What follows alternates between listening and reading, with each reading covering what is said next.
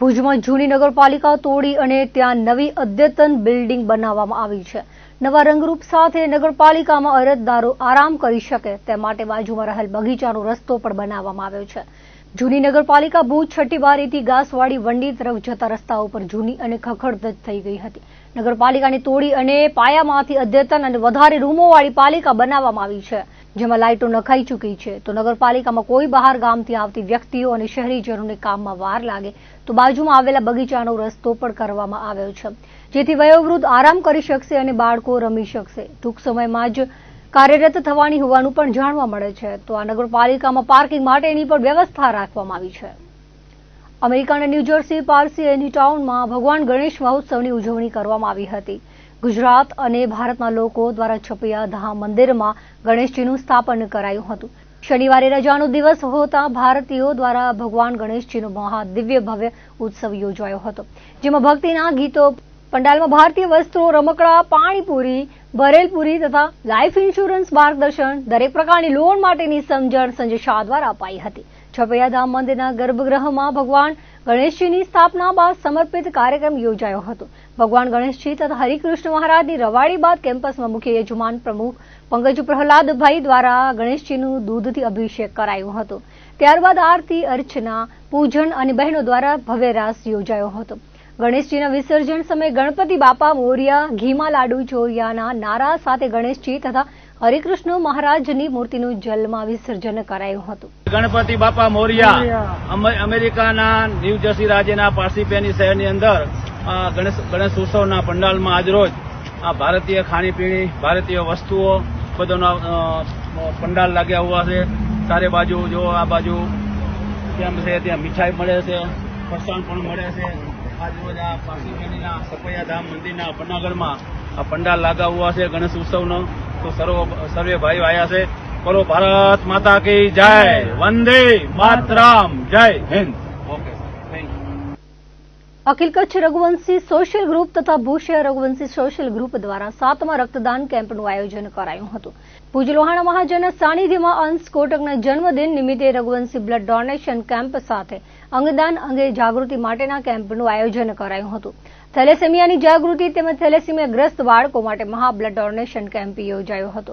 અખિલ Kutch Raghuvanshi social ગ્રુપના પ્રમુખ જયેશભાઈ સચ્ચદે, રાજેશ પલણ, અંશ કોટક તથા મહાનુભાવોના હસ્તે દીપ પ્રાગટ્ય કરી કેમ્પને ખુલ્લો મૂકવામાં આવ્યો હતો. પ્રમુખ હરેશભાઈ તન્નાએ મહેમાનોનું શાબ્દિક સ્વાગત કર્યું હતું. કેમ્પમાં 171 બોટલ એટલે કે 59,850 દેશી રક્તદાતાઓએ રક્તદાન કર્યું હતું. કેમ્પમાં રક્તદાતામાં મહિલાઓની સંખ્યા નોંધપાત્ર રહી હતી. જયેશભાઈ સચદે જણાવ્યું હતું કે રક્તદાન એ મહાદાન છે. એક રક્તદાતાના કારણે કોઈકની મહામૂલી જિંદગી બચી શકે છે. રક્તદાન કરવું જરૂરી છે. રઘુવંશી સમાજ થેલેસેમિયા જાગૃતિ માટે સદાય સક્રિય છે. સમૂહ લગ્ન હોય કે જાહેર પ્રોગ્રામ હોય ત્યારે અમે થેલેસેમિયા ચેકઅપના કેમ્પમાં દીકરા અને દીકરીઓનો પણ ટેસ્ટ કરાવતા હોઈએ છીએ. કેમ્પ દ્વારા રક્ત એકઠું થયું છે તે કચ્છમાં જે પણ થેલેસેમિયાગ્રસ્ત બાળક માટે રાખ્યું છે. ભુજ લોહાણા મહાજનના સાનિધ્યમાં અખિલ કચ્છ રઘુવંશી સોશિયલ ગ્રુપ અને ભુજ શહેર રઘુવંશી સોશિયલ ગ્રુપના સંયુક્ત ઉપક્રમે આજે અંશના જન્મદિવસ નિમિત્તે થેલેસેમિયાગ્રસ્ત બાળકો માટે આજે જે બ્લડ ડોનેશન કેમ્પનું આયોજન કરવામાં આવ્યું છે.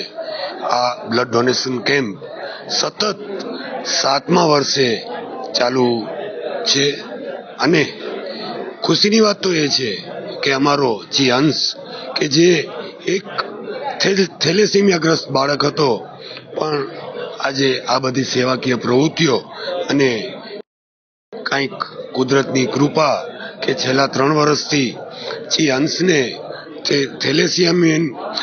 થેલેસેમિયા સંપૂર્ણપણે નાબૂદ થઈ ગયું છે.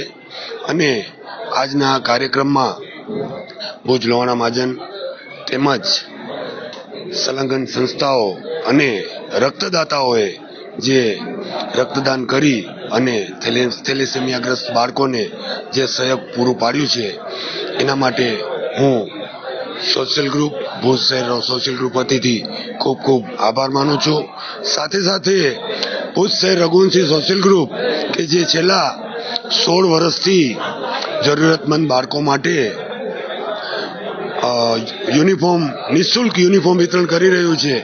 એમના દાતા પરિવાર શ્રી શશિકાંતભાઈ અને વિષ્ણુભાઈ અને એમના તુલસીભાઈ કે જે સતત 16 વર્ષથી આ સેવા આપી રહ્યા છે, એમનું પણ અત્રેથી સોશિયલ ગ્રુપ વતીથી આભાર. વિશેષ વાત કે ભુજ લોહાણા મહાજનની નવનિયુક્ત ટીમ અને જે સંલગ્ન સંસ્થાઓ જેમ કે ખાવડા મહાજન એમની પદાધિકારીઓની જે નિમણૂક થઈ છે એમને પણ આજે સોશિયલ ગ્રુપે આવકાર આપી અને એમનું પણ સન્માન કર્યું છે.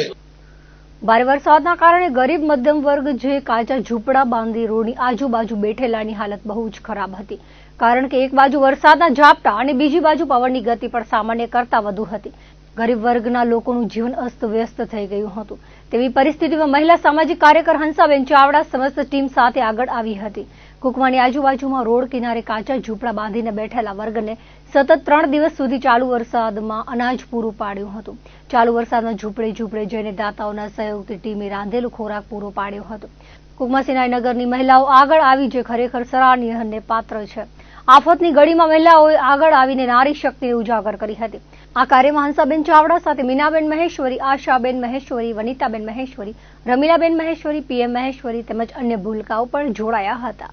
ઝૂંપડપટ્ટીમાં વસતા લોકો, ગરીબ લોકો, એને ખાવાના પણ સાંધા હતા અને અનાજ હતું પણ રાંધી નતા શકતા, કેમ કે એ લોકો લાકડા બાંધતા હોય તો બેનો કેમ રસોઈ બનાવે. એની વરસાદની વચમાં હું તનથી સેવા કરીને કુકમા ગામની સિનાઈનગરની બહેનો મારા ભેગી રહી. અમે મારા હાથે રસોઈ બનાવી અને ઝૂંપડપટ્ટીમાં વસતા ગરીબ લોકોને અમે ભોજન પહોંચતું કર્યું. અને હું એક આભારી છું કે જે મને યોગદાન આપ્યું, જે દાતાઓને હું આભાર માનું છું કે તમે પણ મને પૂરેપૂરો સાથ સહકાર આપ્યો અને ગરીબો સુધી ભોજન પહોંચાડવાની વ્યવસ્થા કરવામાં તમે સપોર્ટ આપ્યો. અને સિનાઈનગરમાં રહેતા શામજીભાઈ મહેશ્વરી, એમની રિક્ષા 3 દિવસથી પોતાનો ધંધો મૂકી અને સેવામાં લગાડી અને સિનાઈનગરની મારી બહેનો આજે મને સાથ સહકાર આપી, રસોઈમાં પૂરેપૂરી મને સપોર્ટ સાથ સહકાર આપ્યો. હું એનો પણ આભાર માનું છું. અને જે મને સહયોગ આપ્યો છે અન્નદાનનો, એને પણ હું આભાર માનું છું. આ બેને અમારા ઘરે અમારા વરસાદ બહુ પડ્યું હતું, આટલું તલાવ આખું ભરાઈ ગયો છે, અમે કઈ રાંધવાનું કરતા નહોતી. આ બેને અમારે મદદ કર્યું છે, અમને ખાવાનું પહોંચાડ્યું. આ માસીએ ખાવાનું પહોંચાડ્યું, અમારા છોકરાએ ખાધું. 3 દિવસ 4 થી 4 દિવસ થઈ ગયા છે. અમને ખાવાનો આનો આભાર એટલું છે. અમારા ગરીબનો આટલો કર્યો તો આભાર કહેવાય. અખિલ કચ્છ મુસ્લિમ યુવા કોર કમિટી દ્વારા જિલ્લા કલેક્ટરને સંબોધીને અપાયેલા આવેદનપત્રમાં જણાવાયું હતું કે રાજ્ય સરકાર અને જિલ્લા વહીવટીતંત્રને ફરિયાદ સ્વરૂપે રજૂઆતો કરવામાં આવી હતી. આવેદનપત્રમાં જણાવ્યા પ્રમાણે ધાર્મિક તહેવારની આડમાં ઇસ્લામ ધર્મના મહાન પૈગંબર, ઇસ્લામ ધર્મના અનુયાયીઓ તથા મુસ્લિમ વિરુદ્ધ નફરત ફેલાવવાના આશયથી વીએચપીના નેતા અને તેમના જેવા લોકો દ્વારા ષડયંત્રપૂર્વક સુલેહ શાંતિનો ભંગ થાય અને બે સમુદાયોના લોકો વચ્ચે વૈમનસ્ય ફેલાય તેવા પ્રયત્નો કરવામાં આવી રહ્યા છે.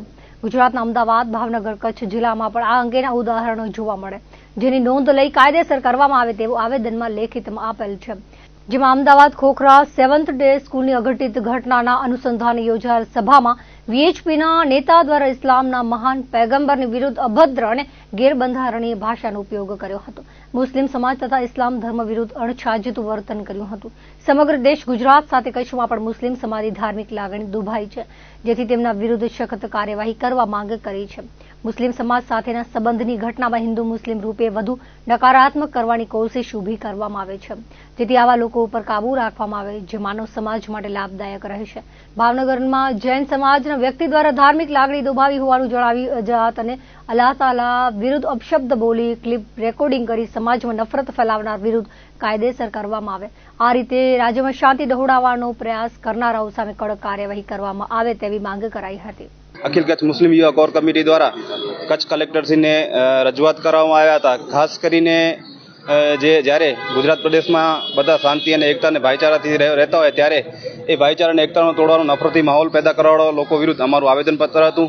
4 એક મુદ્દાઓ છે. એનામાં પ્રાયોરિટી એવી છે, ફર્સ્ટ પ્રાયોરિટીમાં જ્યારે અમદાવાદમાં ખોખરા ખાતે 7th ડે સ્કૂલમાં એક ઘટના બની હતી, જે ઘટનામાં છોકરાનું મૃત્યુ પામ્યું હતું અને મૃત્યુ પામનારા પરિવાર સાથે મુસ્લિમ સમાજ સાથે છે 100%, અને અમે સંવેદનશીલ છીએ. પણ એની પ્રાર્થના સભામાં વિશ્વ હિન્દુ પરિષદના ભવાની નામના વ્યક્તિ દ્વારા નેતા દ્વારા મુસ્લિમ સમાજના ધર્મગુરુ મોહમ્મદ હજરત પૈગંબર વિરુદ્ધ એમ અભદ્ર ટિપ્પણી કરી અને મુસ્લિમ સમાજને ટાર્ગેટ કરી અને અભદ્ર ભાષાનો પ્રયોગ કર્યો છે. તેના વિરુદ્ધમાં અમારું આવેદનપત્ર છે કે એવા લોકો જે છે જાણે કોઈ એવો મુદ્દો જ ગોતતા હોય કે કેવી રીતના મુસ્લિમ સમાજને ટાર્ગેટ કરી અને એના વિરુદ્ધ જે છે વાણી વિલાસ કરતા હોય તો એવા તંત્રને અમારી ખાસ એક વિનંતી છે કે આવા તત્વો વિરુદ્ધ ખાસ કાર્યવાહી કરવામાં આવે.